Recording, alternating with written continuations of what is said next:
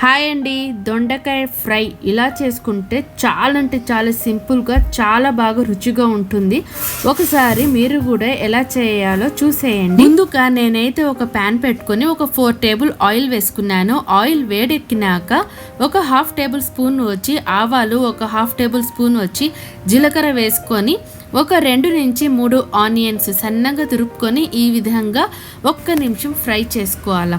Onions fry అయినాయి కదా, ఇప్పుడు మనం ఇందులో దొండకాయలు వేసుకుంటాము. దొండకాయలు వేసుకున్న తర్వాత 1 నిమిషము మంచిగా కలిపేస్తాము. మంచిగా కలిపినాక ఆ తర్వాత ఇందులో అయితే మనము మసాలా పౌడర్స్ వేసుకోవాలా. సింపుల్ అన్నమాట. ముందుగా మనము రుచికి తగినంత సాల్ట్ వేసుకోవాలా. ఆ తర్వాత 1/4 టేబుల్ స్పూన్ వచ్చి పసుపు వేసుకుంటాము. ధనియాల పొడి వచ్చి 1 టేబుల్ స్పూన్ వేసుకోండి. కారం వచ్చి రుచికి తగినంత వేసుకోండి. అన్ని మసాలా పౌడర్స్ వేసుకున్నాక ఇప్పుడు మనం దీన్ని ఒక 2 నుంచి 3 నిమిషాల వరకు మంచిగా కలిపేస్తాము. ఆ తర్వాత ఇప్పుడు మనము దీన్ని మూత పెట్టేసి మంచిగా ఉడికించాలా. మధ్య మధ్యలో మనము మూత తీసి దీన్ని మంచిగా ఫ్రై చేసుకోవాలా, లేకపోతే కింద వచ్చి మాడిపోతుందన్నమాట.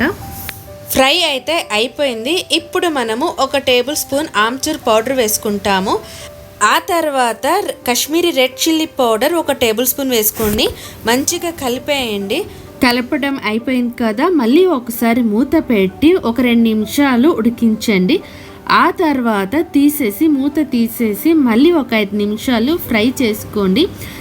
ఇప్పుడైతే మన దొండకాయల ఫ్రై మంచిగా రెడీ అయిపోయింది. లాస్ట్లో వచ్చి కొత్తిమీర వేసుకోండి. గార్నిష్కి కొత్తిమీర వేసుకొని ఒక నిమిషము అటు ఇటు తిప్పేసి ఇంకా స్టవ్ ఆఫ్ చేసేసి తినడమే అన్నమాట. మనకిది అన్నంలో కూడా చాలా బాగుంటుంది, ఇంకా చపాతీలో కూడా ఇంకా బాగుంటుంది.